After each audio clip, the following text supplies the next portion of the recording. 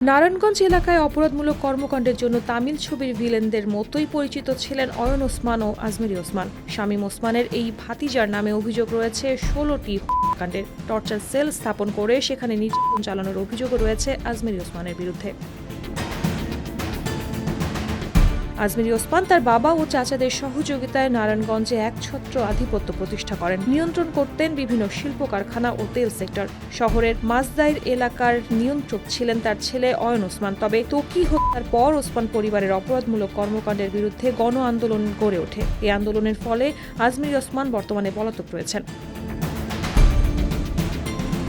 আজমেরী ওসমানের প্রথম সূচনা হয় 1998 সালে। সে সময় তিনি বাড়ির কেয়ারটেকারকে হত্যা করেন। অভিযোগ রয়েছে কেয়ারটেকার তার বাবার কাছে আজমেরী সম্পর্কে তথ্য দেওয়ার কারণে তাকে হত্যা করা হয়। 2000 সালে এক সময়ের কাছের বন্ধুকে কপালে পিস্তল ঠেকিয়ে গুলি করে হত্যা করেন। 2009 সালে এক ব্যক্তিকে হত্যা করে 14 টুকরো করার অভিযোগও রয়েছে তার বিরুদ্ধে।